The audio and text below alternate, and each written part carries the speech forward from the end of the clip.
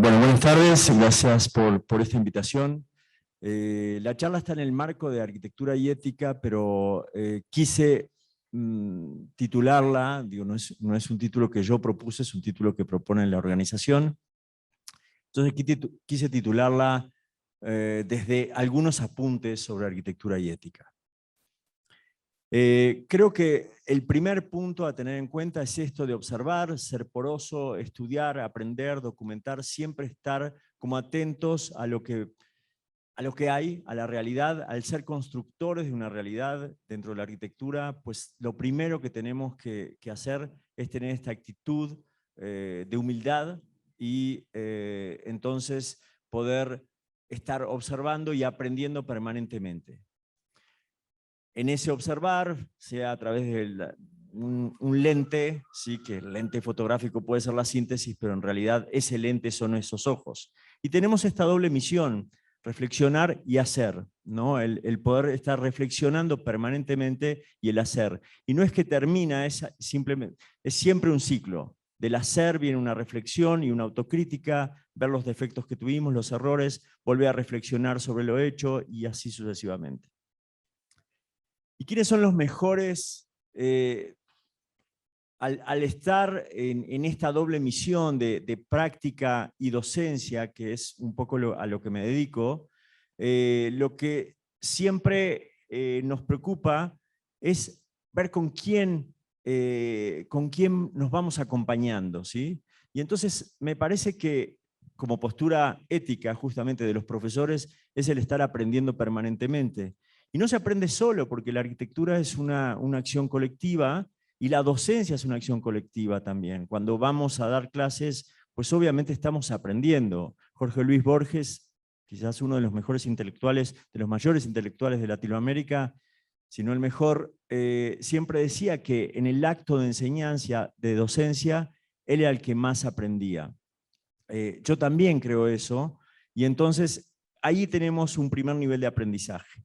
Y después está esto de los compañeros de ruta, que son estos maestros que tenemos, que quizás estamos al mismo nivel etario, al mismo nivel profesional, que somos compañeros, fuimos compañeros de estudios y quizás somos compañeros también en esto. Entonces, estos son algunas de estas imágenes de esos compañeros de ruta. Ahí estoy con Aldo Aimonino en la UAV, que es esta universidad muy interesante en Venecia, a la que tengo el privilegio de ir todos los años y impartir un curso, donde van estudiantes también de México y de distintas partes del mundo.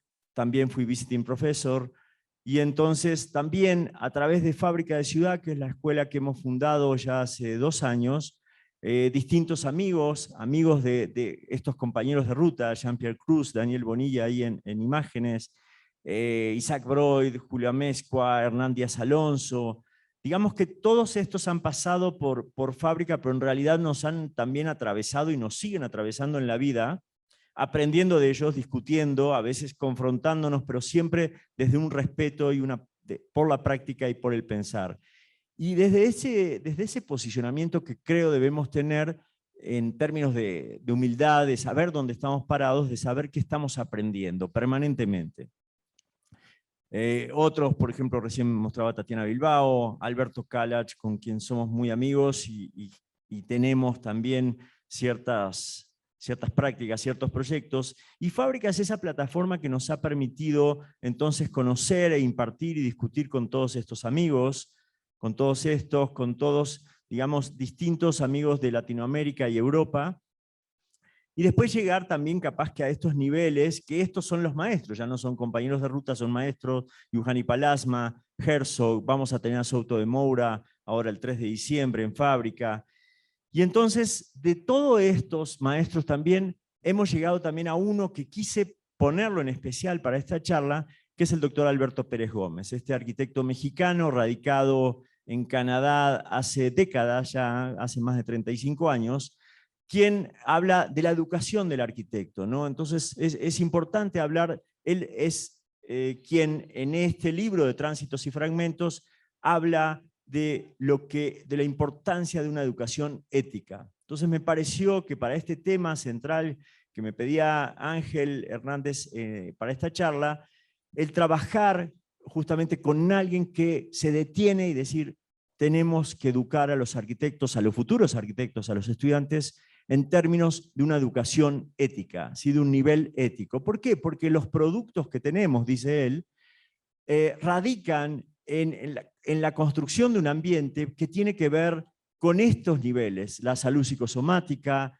la conciencia, y entonces obviamente que es imprescindible diseñar un entorno apropiado y entonces trabajar en términos de ética y en términos de filosofía.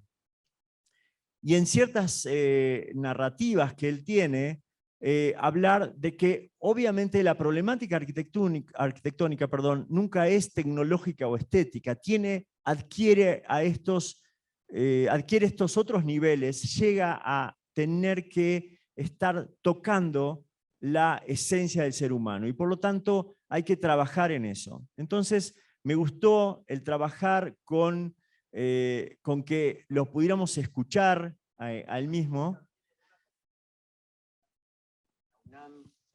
Hablabas con cierto, me gustó ahora que mencionaste en esos años, esos primeros años donde estaban estos jóvenes de aquel entonces, Koolhaas, Zaha Hadid y todo, y sin embargo en esa conferencia te escuchamos hablar con cierto recelo, con quizás, no con recelo, no, perdón, no es creo que el término más adecuado, con cierta resistencia a esta arquitectura con un exceso de formalismos y que quizás pierde la dimensión completa que tiene que tener la arquitectura.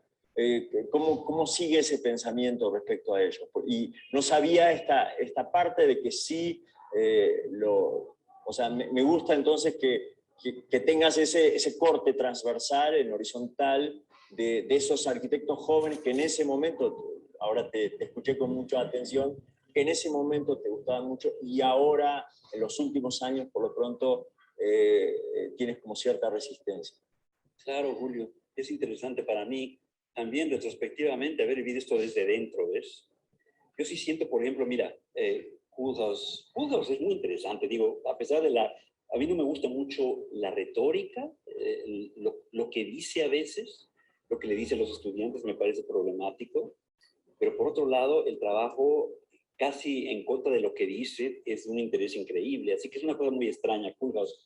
Pero quizás hablaría yo más de Daniel Libeskind, porque ves, Daniel es una cosa interesante porque Daniel, yo creo que su trabajo más importante fue al principio, fue el museo en Berlín, que tiene una dimensión ética fenomenal, donde yo sé, porque conocí muy bien el trabajo, el desarrollo del trabajo, fue una labor enorme, cambiar la posición del cliente, del Estado alemán, básicamente, a través de trabajando con el Senado y con todas las autoridades, para cambiar realmente el perfil del proyecto, de ser una adición al Museo de Berlín, a ser un museo judío, donde se reconocía realmente la ausencia de la cultura judía en Alemania a raíz de la Segunda Guerra.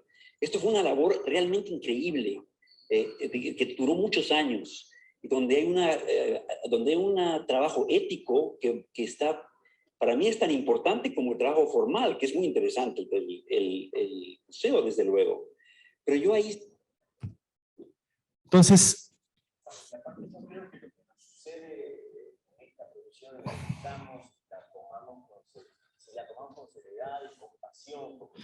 entonces lo que me interesa es poner justamente a este arquitecto, a este autor, que es el doctor Alberto Pérez Gómez, en términos de que él sea quien esté hablando de estos temas, ¿no? Y menciona el caso de Libeskind, menciona el caso de Koolhaas, y menciona otros tantos arquitectos, actores de la contemporaneidad que hablan de esto, ¿no? Pero yo creo que él nos remite a esto, a esta doble misión de reflexionar y hacer, una vez más. O sea, no se puede estar haciendo, como decíamos al principio, exclusivamente en términos formales ni técnicos. La arquitectura tiene que trascender a eso, y por supuesto tiene que haber permanentemente una autocrítica, cosa que creo que últimamente las publicaciones solamente se limitan a exponer, a mostrar obras a través del formalismo de los resultados espaciales, que son muy importantes, pero muy pocos se detienen en ver cuánto están afectando y sumando. Y por supuesto nosotros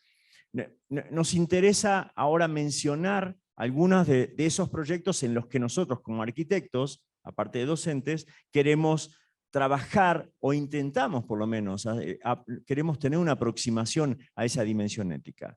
Estas torres que hicimos, que son las torres Siroco y Mitral en Santa Fe, que es proyecto de desarrollo inmobiliario, pero ahí viven 400 familias, ¿no? 400 familias son miles de personas, que entonces tenemos que darle las mejores condiciones de habitabilidad, de iluminación, de ventilación y todo. No importa que sean exclusivamente que no los conozcamos, porque en estos proyectos de desarrollo inmobiliario lo que sucede es que uno conoce al cliente y ese cliente después deriva en esas miles de personas, ¿no? A los que no conocemos.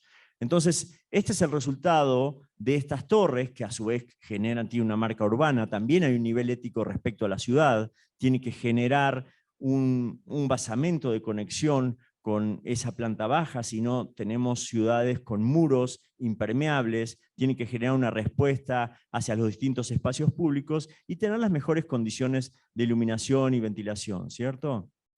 O, por ejemplo, estamos trabajando en este proyecto, que es un privilegio porque es un concurso que ganamos en el 2015, que es la Catedral de Celaya, la nueva Catedral de Celaya, donde ahí es una catedral para 1000 personas, 1000 creyentes, 1000 efectivamente creyentes, que van y trabajan entonces una dimensión de una escala, estos son 35 metros, y entonces obviamente que tienen que estar los valores del cristianismo plasmados ahí. Ahí está ahora en este momento en proceso de construcción.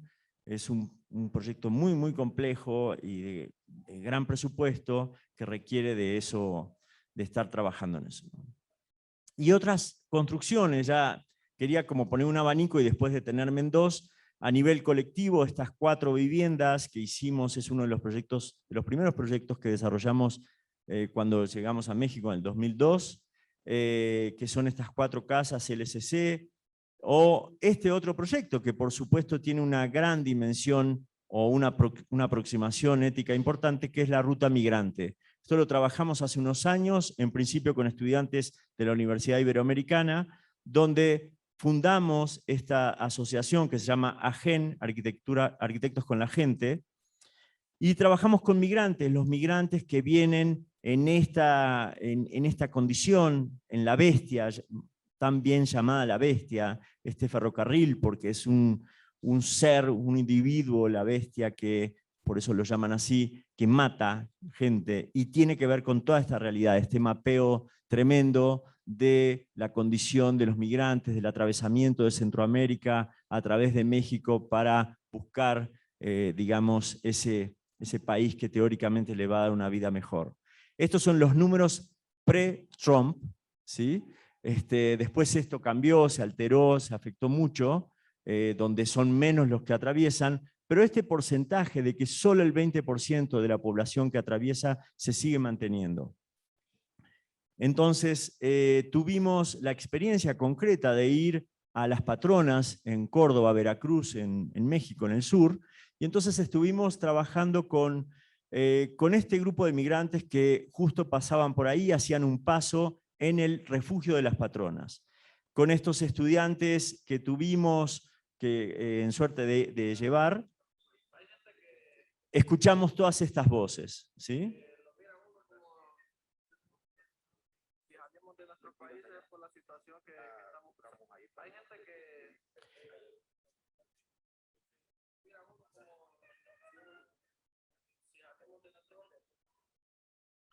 Y son todas personas que digo, como nosotros, algunos son estudiantes, otros son egresados, otros son trabajadores, pero son gente que se tienen que ir siempre por 2 motivos, o más bien por un motivo, que es la violencia, porque incluso la falta de trabajo es violencia también.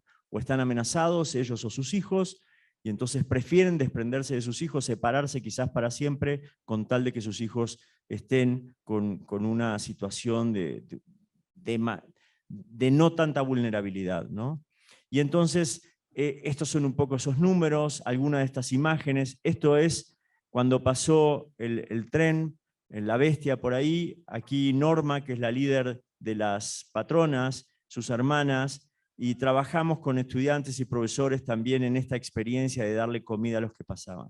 Después hicimos esto, que fue un concurso para hacer un proyecto, conseguimos los fondos para hacer una ampliación al refugio. Lamentablemente, por temas después políticos no se pudo hacer, que a veces sucede.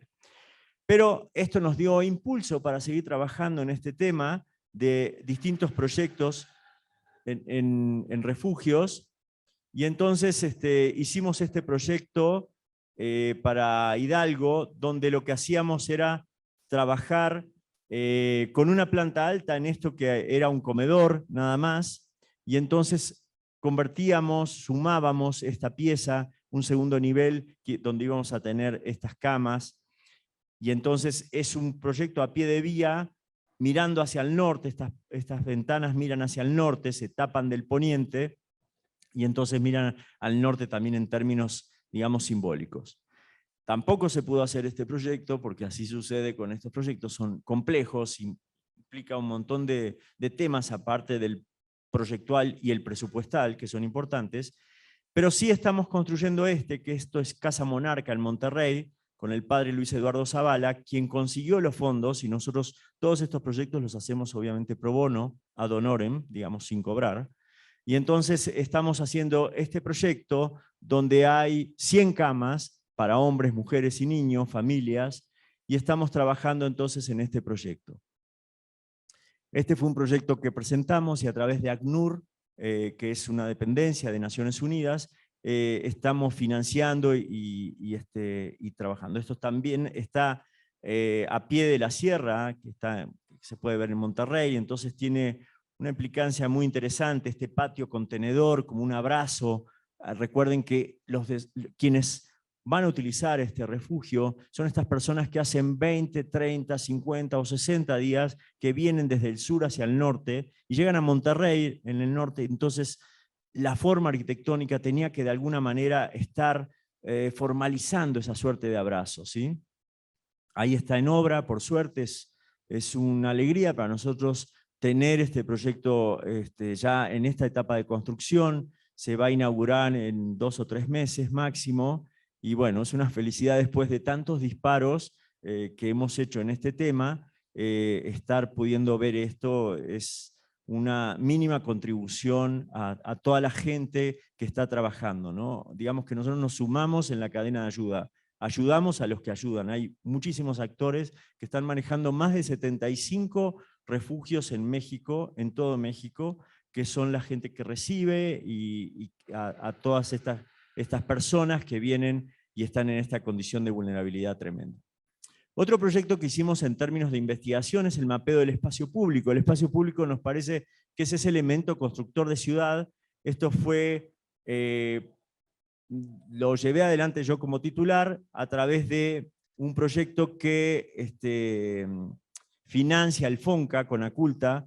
Entonces fui siendo parte del Sistema Nacional de Creadores, financiaron este proyecto. Entonces mapeamos todos los espacios públicos de manera de ir buscando los distintos elementos para entonces potenciarlos, tener ese mapeo, esa documentación, por lo tanto después esa reflexión, y pensar en cómo puede mejorar eso y cómo puede afectar positivamente a la vida de las personas que parte de la ciudad. Entonces los mercados, los distintos parques, las distintas plazas fueron objeto de estudio, y entonces fuimos generando todas estas infografías para ver los grados de subutilización, los grados de inseguridad que tienen estos espacios, los déficits que hay de verde, los déficits que hay de infraestructura, de bebederos, y generamos todas estas infraestructuras. Todo esto está en el sitio de mapeo del espacio público.mx, que tenemos nuestro sitio en Instagram y todo.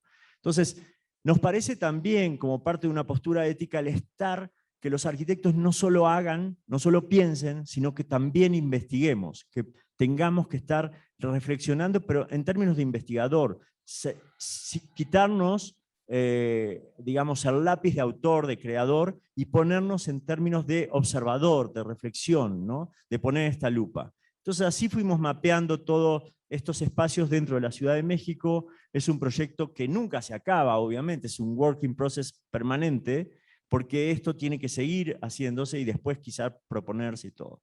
Y así fuimos trabajando en distintos proyectos, generamos los códigos QR y así fuimos.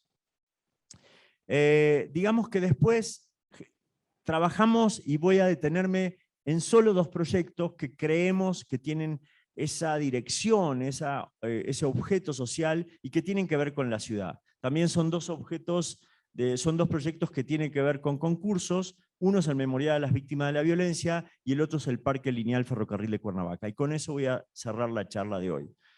El Memorial a las Víctimas de la Violencia es producto de un concurso nacional que se hace en el 2012 en Ciudad de México, en el que participaron aproximadamente 80 firmas, y nosotros trabajamos con estos muros a modo de pizarrones. Siempre nos pusimos también en términos de dar un paso al costado, decir que somos autores, pero en realidad los verdaderos autores van a ser la gente que va a utilizar ese proyecto. Entonces nos pareció que una postura ética iba a ser la de generar estos pizarrones donde nosotros construíamos el soporte, digamos, estos muros, y la gente haría el memorial escribiendo, poniendo textos, mensajes de denuncia, de querer saber, porque es el memorial a las víctimas de la violencia. Y por supuesto este proyecto tiene que ver con la gente, ¿no? Y me gusta cuando hablo de la gente empezar pensando en niños.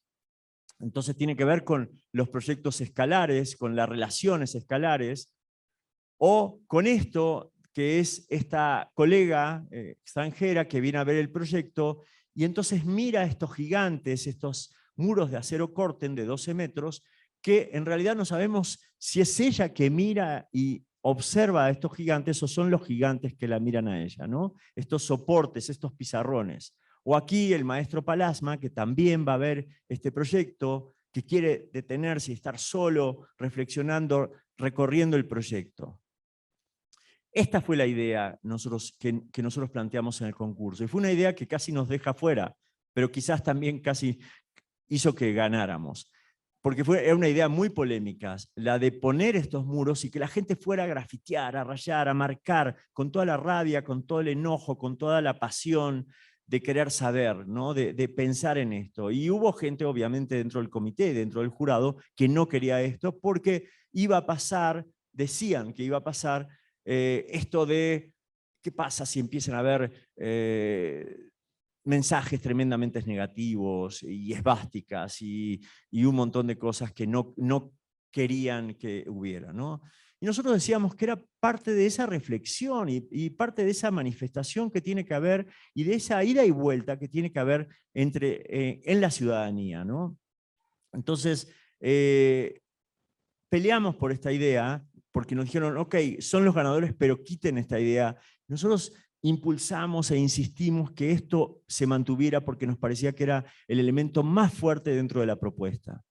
Entonces, este es el resultado. Una vez que se construye, efectivamente aparecen estos mensajes, esta cantidad de manos, esta cantidad de mensajes que hay que verlos y leerlos, y realmente a uno lo emocionan, o estas pintadas, y decimos, ¿el proyecto importa? Sí, claro que importa, pero importa mucho más el otro proyecto, el proyecto de la gente. Es el proyecto que viene después de la gente, el que hace este dibujo o el que escriba este poema de Mario Benedetti. ¿Sí? Nosotros impulsamos de alguna manera poniendo ciertos textos, pero insisto que ese proyecto de la gente es el que creo emociona más. O este otro proyecto que no tiene que ver con los muros y tiene que ver con el proyecto total, que son estas manifestaciones, esta suelta de palomas, o este que es de los más potentes. Cuando hicimos este proyecto, una de las discusiones era de que no había nombres de víctimas y que no podía haber un memorial sin nombres de víctimas.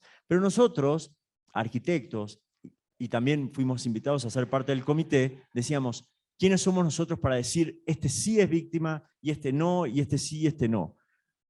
Y dijimos, ¿no será que será la gente en el futuro que ponga la lista? Y mientras teníamos esa discusión, la gente puso más de 10.000, 12.000, 15.000 nombres, incluso nombres de víctimas que estaban surgiendo en ese momento.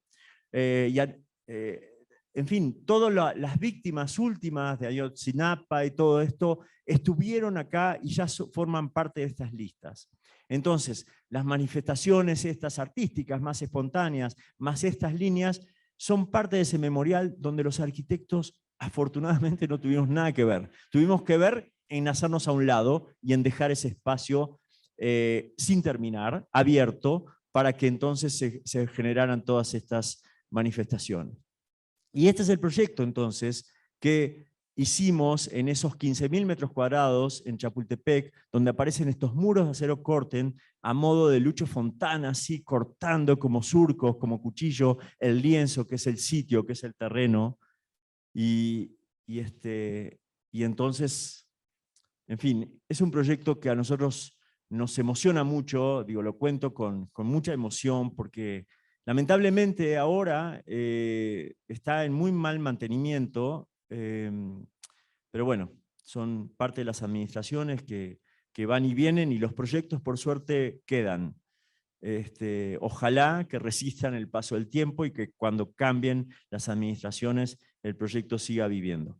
Pero aparte de ser memorial, es un espacio público. Esta es la otra dimensión que tenemos que tener. Un memorial no tiene por qué ser solemne y nada más, y entonces aparece en parkour, la gente, bueno, esta que dibuja, y entonces aparece, el memorial es todo esto. Y en la noche nosotros pensamos que esto tenía que ser un espacio de 24 horas, 7 días a la semana, 365 días. No se acaba, no hay pausa con el tema de la violencia en México, pues entonces un memorial que nos lo recuerde tampoco debe tener la pausa. Entonces en la noche el bosque se apaga y aparece el proyecto de iluminación. Se enciende y aparece otro bosque, iluminamos solo los cantos y entonces aparece ese nuevo bosque que se ve de esa manera. Estos son lo que decía, que a mí siempre me hace pensar, y en la memoria lo pusimos de ese modo, como estos cortes que hacen el lienzo Lucho Fontana, este artista argentino que trabajó en los 50 y estuvo radicado en Italia por tantos años. Entonces es un proyecto que es sutil y contundente, porque genera otro bosque, es un bosque de muros de este material que es el acero corten, que se suma al gran bosque de Chapultepec. ¿Sí?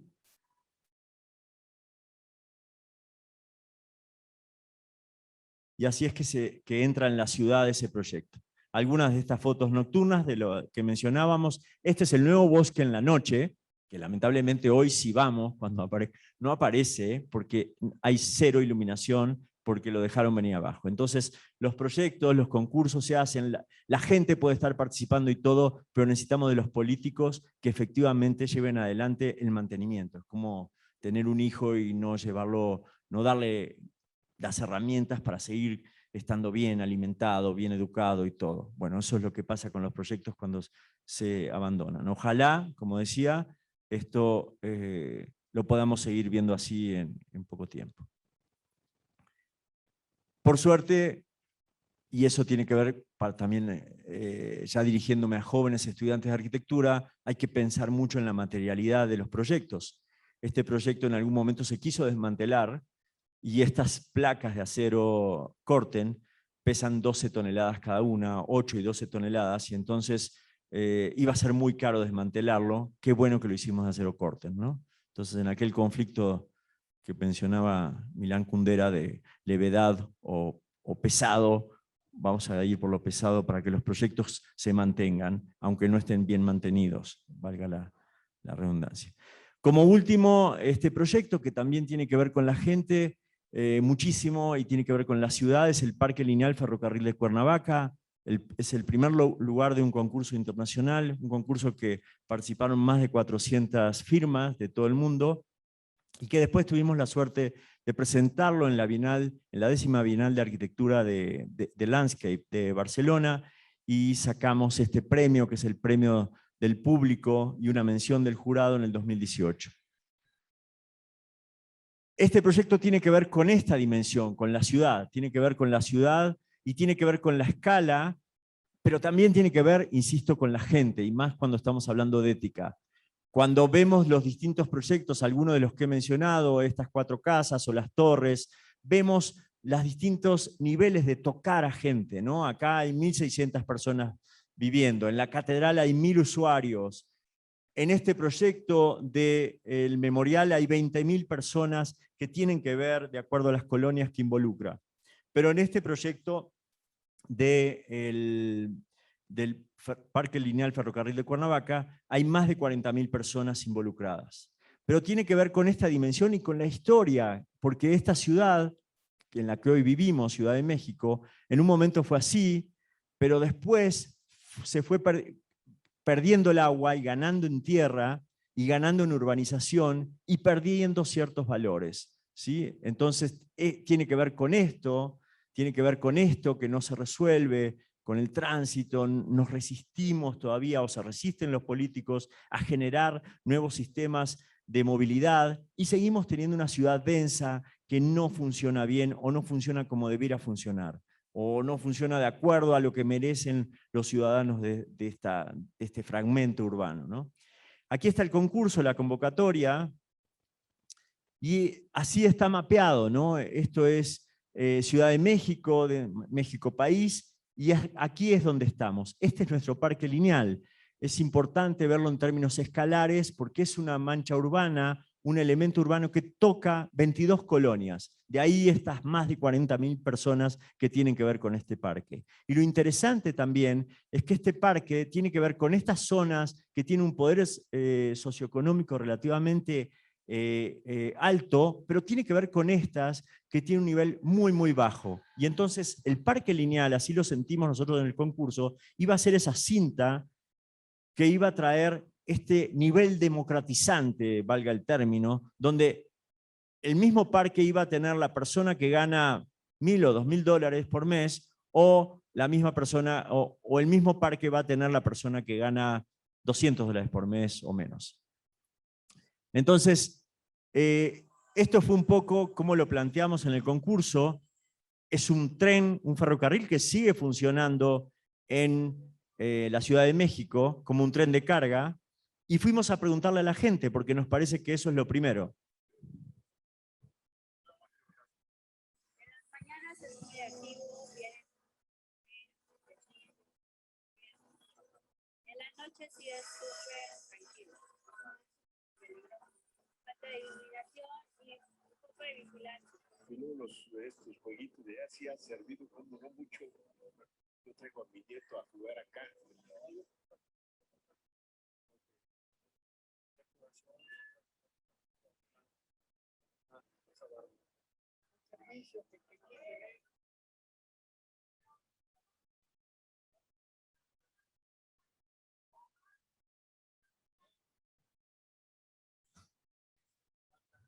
Y así entonces cada uno iba diciendo lo que a su parecer iba necesitando. Seguridad, términos de iluminación, como una conducta cívica de que la gente que tiene perros los obliguen, decía este señor de último aquí en la columna, que los obligue a limpiar y todo esto. Entonces, eso fue el primer input. Y el segundo fue recibir estas imágenes, ¿no? Así era como estaba este proyecto. Esto era un poco cómo recibimos ese espacio. Fue un concurso en 2 fases, pasamos 5 finalistas y trabajamos en este sector de todo el parque lineal, en el primer 1,5 kilómetros, para entonces desarrollar esa primera fase.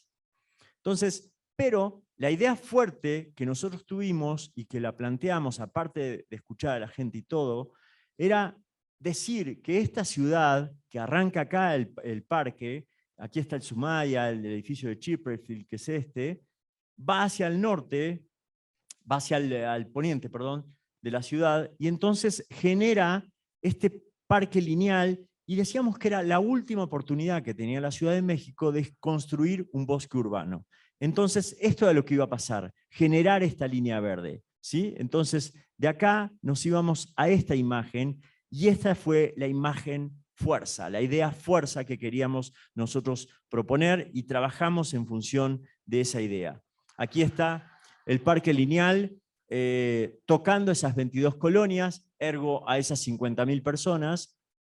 Hablar de este sistema de espacios públicos, porque nosotros al crear un espacio público más o potenciarlo, existe pero no está validado como espacio público, vemos que va a tener una interrelación por las distancias que tienen, las posibilidades de ir o en bicicleta, o caminando, o corriendo, o en vehículo, a los distintos otros espacios públicos.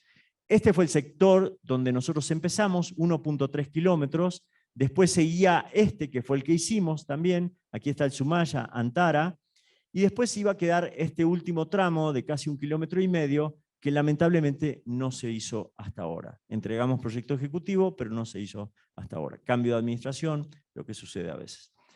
Decíamos el sistema de espacios públicos, el distrito verde, hablar de que esta cinta verde también va a tener que ver con otros, y qué bueno sería que entonces este proyecto explotara la oportunidad de generar estos corredores verdes, estas arterias verdes, y conectarse con el gran espacio, el gran pulmón verde de la ciudad, que es Chapultepec. Algunas de las críticas del exterior, aquí desde Babelia, hablando de que nosotros estamos resumiendo las claves del momento, el largo plazo, la reconversión de infraestructuras, la conexión urbana, la colaboración ciudadana y la sostenibilidad. La verdad que lo dice en 4 o 5 líneas de un modo mejor incluso de que lo habíamos dicho nosotros. Eso queríamos hacer, pero lo dijo mejor. Esta es la entrega de todos los paneles del concurso. Y esto es algo que nos pareció también muy importante en la confrontación del concurso, cuando pasamos a segunda fase, mostrar efectivamente cómo estábamos nosotros a nivel escalar en una comparativa con otros proyectos. Entonces ver que, por ejemplo, este recorrido de 4,5 kilómetros casi es como recorrer el Central Park, ¿no? O casi es un 70% en recorrido lineal de lo que puede ser Chapultepec. Eso nos hace sentir esa responsabilidad de que efectivamente estamos recorriendo, y esto fue un poco los goals, los objetivos a los que queríamos llegar: la creación de un lugar, trabajar con la identidad y la memoria, el trabajar obviamente con la componente de sostenibilidad, siempre estar pensando en la ciudad, que es lo multiescalar, ¿verdad? Es un proyecto en el tiempo, ejecutado en el tiempo y que tiene que ser mantenido en el tiempo. El bajo mantenimiento de nuestros proyectos en Latinoamérica tienen que tener efectivamente, necesariamente, bajo mantenimiento. Esto no es el Highline, no tenemos el presupuesto ni para construir ni para mantener el proyecto. Estamos en Ciudad de México y hay que generar los proyectos con una conciencia, justamente con una responsabilidad desde el proyecto arquitectónico de un bajo mantenimiento. Y toda la visión desde estos lentes, ¿no? Desde el landscape urbanism. Y las premisas fueron, por supuesto, la participación. Hoy por hoy no se puede trabajar un proyecto público que tiene que ver con la gente, dejando a la gente de lado. Uno no puede ir a imponer un proyecto, más bien tiene que proponerlo, negociarlo, discutirlo, defenderlo, por supuesto, pero también intentar recibir esos inputs para hacer el proyecto mejor. Incluso ir a veces en contra de las intenciones que nosotros tenemos, como nos pasó acá muchísimo. Entonces, este es el primer nivel con el que trabajamos. Los programas, obviamente tenemos que meter en ese espacio, tenemos que introducir en esos espacios públicos programas activadores que hagan que este proyecto viva, como decíamos, 24/7, 365. El verde como omnipresencia, por todo lo que implica, ¿verdad? Como elemento también que va en contra de la contaminación, pero con todo lo que implica desde el punto de vista también psicosomático, etc. El agua, por supuesto, asociado al verde, y un tema que fue un gesto mínimo de proyecto que fue muy importante. Cuando empezamos con la participación, esto fue la reacción. La reacción es en negativo en general. ¿No? Al ser un proyecto impulsado por el gobierno, los arquitectos que ganamos esos proyectos que los impulsó y los lanzó el gobierno, pues pasamos a ser representantes de ese gobierno, es una de las lecturas posibles, y entonces hay resistencia, y hay que saber que vamos a ser resistidos nosotros como actores, y resistidos nuestras ideas. Lo primero que nos dijeron es no queremos un parque, solo queremos algunas facilidades y nada más. La diferencia entre la gente rica y la gente pobre, solo queremos algunos, digamos, equipamientos como bancos, skate parks y nada más. No queremos árboles. Nosotros traíamos la premisa de un bosque urbano y había gente diciendo no queremos árboles.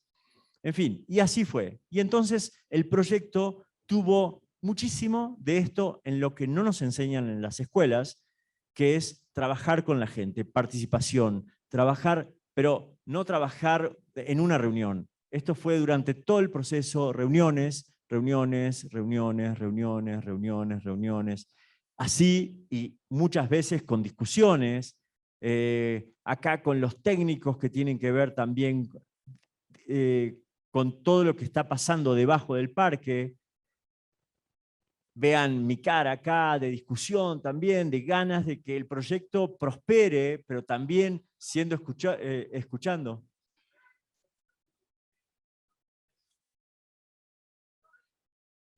Entonces, ese es el nivel de escuchar y es importante saber que estas discusiones, y hay que estar preparados. Nosotros, nuestro gran aprendizaje acá fue escuchar, escuchar, y entonces saber que el Señor me está diciendo que solo tengo trabajando un año, que Él vive hace 30 años ahí, que Él sabe mucho más que yo del lugar. Y la verdad tenía toda la razón, ¿sí? Entonces hubo que escucharlos, hubo que pensar, hubo que cambiar el proyecto. Estas fueron parte de estas piezas que nosotros generamos para socializar los distintos tipos de elementos que estábamos poniendo, este foro comunitario que ahora lo van a ver construido, las canchas, la línea roja, las distintas piezas con las que trabajamos, ¿verdad? Trabajar con los niños son los usuarios más agradecidos, más sonrientes, en fin. Entonces un día se nos ocurrió, como parte del proyecto, fotografiarlos para después generar estos stencils y entonces trabajar en este tipo de fachadas ciegas que no estaban aportando al proyecto y entonces cambiarlas por esto, ¿no? Entonces aquí están estos stencils puestos y lamentablemente, bueno, acá poníamos ciertas premisas y fuimos duramente criticados por esto, porque, por ejemplo, poníamos árboles y entonces decíamos, no, nosotros queremos los árboles de realidad, en realidad no pintados, y en fin.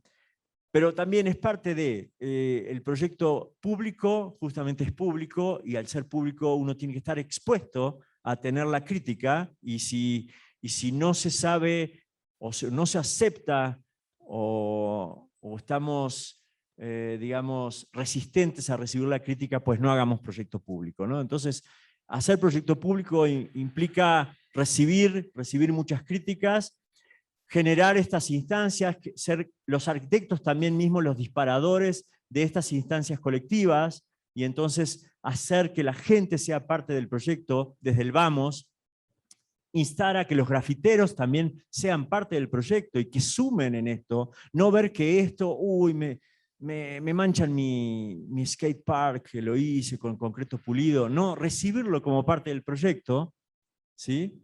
Y entonces esto que eran estas láminas tan limpias, se van convirtiendo en el proyecto después vivido. Este foro, que en sus orígenes fue así, pero hoy está pintado, y lo recibimos pintado y está perfecto, y es parte del proyecto.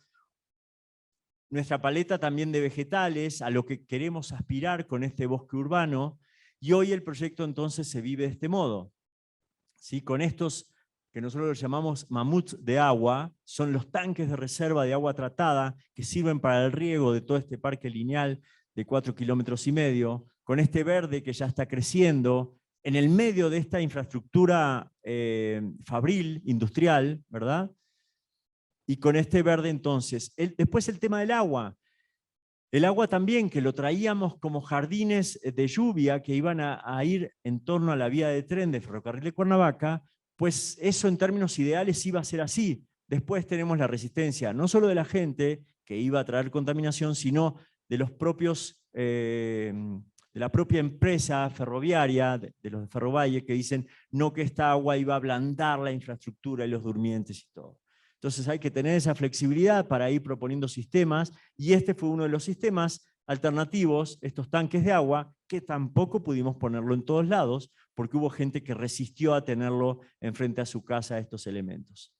Y después, por último, el proyecto de la línea roja, que es esta línea que va cortando, intentando conectar las distintas partes de la ciudad, intentando poner atención como un foco en estos elementos que son los elementos de agua importantes, o esta línea que después se eleva y genera estas bancas o estos cruces de vía.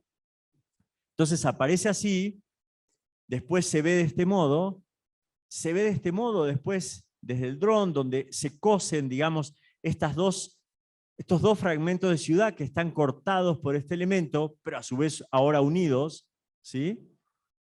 También asumir en esa flexibilidad que tenemos que tener del proyecto, que estos elementos que nosotros le decimos tienen que salir porque esto es espacio público, y nos damos cuenta que la gente manda, ¿sí? Entonces dice, no va a salir, esto es parte, mi camioneta hace 15, 20 años que está ahí y va a quedar ahí. Entonces, bueno, solamente alegrarnos de que puede tener colores compatibles con el proyecto y listo, ¿no? Pero este es el gran éxito del proyecto, este es el premio mejor que podemos tener. El proyecto usado cuando hacía un año esto era vacío por completo, ¿no? Y hoy es esta fiesta con gente circulando, ciclistas, gente paseando el perro, perritos solos, niños. Y estos niños, que esta línea roja generó una tensión, y entonces era la novedad, e iban a jugar con esta línea de precolado rojo, hacían equilibrio, ¿verdad? Y esto es un poco lo que se está viviendo hoy en el parque. Con esta cuestión que se separa del Parque Bello, digamos, buscando una estética, más bien es un parque funcional, con cierta dureza, pero que tiene esta coexistencia tan interesante. Vea esta niñita, el padre, y la coexistencia con este ferrocarril, que sería muy peligroso. Ciudad de México, transgrediendo obviamente las líneas, ¿no? Solo así, pero vamos así, queremos ser londinenses, ¿no? Acá, ¿cuántas transgresiones hay en esta foto, ¿no? La camioneta también de este lado, en el espacio público. Pero el parque usado, eso es, como digo, el premio, el gran premio. Con estos juegos infantiles que no nos pueden gustar a los arquitectos, pero a la gente le gustaron y fueron los que eligieron. Y estas bancas todas grafiteadas que terminamos diciendo, qué bueno que quedan grafiteadas, ¿sí? Y entonces así es como se vive el parque. Esto ya es más del sector del lado del Sumaya. Esta es toda la señalética que nosotros también generamos, distintos rincones que hay por el lugar. Y nada, es un proyecto de la gente, pensado para la gente, esta señalética pensada también en términos que tiene obviamente sistema braille, que está pensado mucho para el usuario, ¿no? Y no solo pensado en que este proyecto quede bien para las fotos de las revistas. Esa es la dimensión ética que nosotros pensamos. Y esta foto, que fue una foto que gustó mucho y que la pusieron como presentación en este concurso de la Bienal de Barcelona del 2018, que es la foto más simple, ¿no? Estos niños jugando ya sin pantallas, en los juegos más básicos, más simples, con piedras, estos cochecitos de colección, sus papás sentadas. O sea, este es el mismo recurso rojo de la línea roja que viene y se eleva y se genera en banca, y entonces así sí están, ahí van, lo hacen bajar por la pendiente a los autitos con piedras, y es como la foto, digamos, más dulce, más básica, ¿no? O esta otra, donde este mismo recurso rojo, de la línea roja, están los skaters, y estos otros skaters también, los perritos.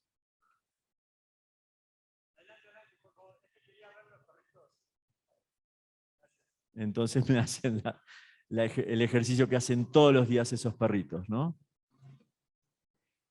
Y de vuelta, es un recurso mínimo, simple, sencillo, que lo que hicimos fue trabajar con un presupuesto muy, muy ajustado, y entonces generar este recurso potenciado y generando estas distintas formas de uso. Como banca, como juego de niños, o como para los skaters, o para los perritos. En la noche hay un proyecto de iluminación, que de vuelta volvemos al tema del mantenimiento. Esto no está así ahora, fui hace 4 o 5 semanas, no está así lamentablemente, pero hay un proyecto de iluminación del arquitecto Gustavo Vilés, que es el mismo que ha iluminado también el Memorial y la Catedral, nuestro iluminador, donde trabajamos en una combinación de luces cálidas hacia el eje, luces blancas hacia el verde, y bueno, intentando generar entonces que los programas se sigan manteniendo y tener un espacio entonces de esta calidad también en la noche, y que podamos entonces tener estos espacios de seguridad para los visitecas, en fin, para todos los ciclistas que van así. Esto es a las 11, 12 de la noche, no creo que lo puedan hacer ahora porque no está en esta condición ahora.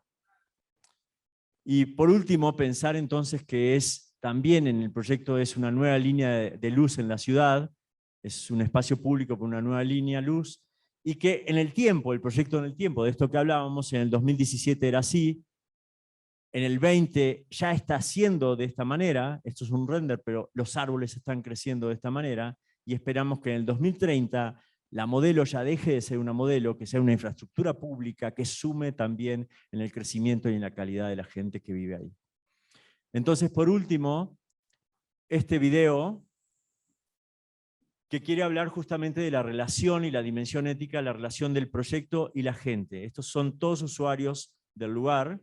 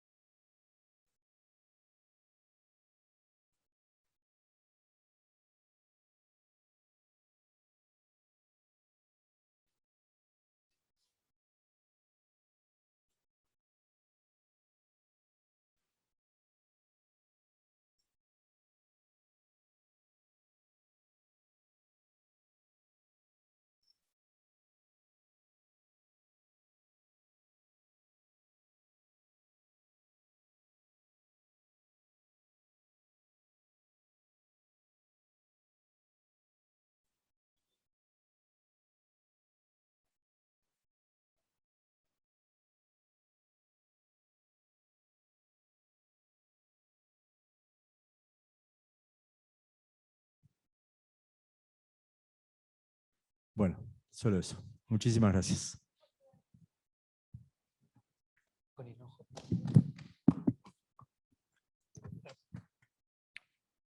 Yo tengo algunas cositas que mencionar. Me ha encantado porque durante el día algunas de las conversaciones que hubo empezamos hablando de la aceptación de las acciones que se van a dar en los espacios, de la aceptación de que hay tantas personas distintas. Y después de ahí entramos a unas herramientas y técnicas para el trabajo con comunidades, cómo incluir las voces, escucharlas y entrar en el diálogo, ¿no? Y aquí como que había estas dos partes, que era el diálogo y mencionaste en un momento, y hay que tener las herramientas para este diálogo. Como dijiste, del señor que lleva 20 años viviendo ahí, va a tener una experiencia vivida de ese espacio increíble. Y de ahí como que me recuerda un poco, por ejemplo, los patrones de lenguaje de Christopher Alexander, donde era cómo llegar a un lenguaje común para incluir todas estas voces y que hablemos de lo mismo, que podamos llegar a plantear estos proyectos. Y es como una globalidad de la ética hacia el deber del arquitecto, que a veces me trae el proyecto donde decías que los jueces como que no querían esta parte un poco más difícil, no solo el graffiti, sino esta experiencia y a veces el enojo, que era una de las energías que guiaba el proyecto, como que las personas a veces tenemos un poco de aversión a estas emociones y acciones un poco más fuertes porque nos pueden provocar cosas. pero son parte de nuestra humanidad, parte necesaria para generar los cambios. Y aquí, qué bueno que lo propusieron y que lo traen, porque la ética es justo eso, realmente no hacer lo que parezca justo, decía Platón, ¿no? El justo a veces tiene que hacer cosas injustas para generar justicia. El injusto es el que va a hacer todo parecer justo. Aquí es lo mismo, es esta parte de realmente aceptar todo lo que se está viviendo y mostrarlo para que podamos generar un cambio. Ángel, muchísimas gracias.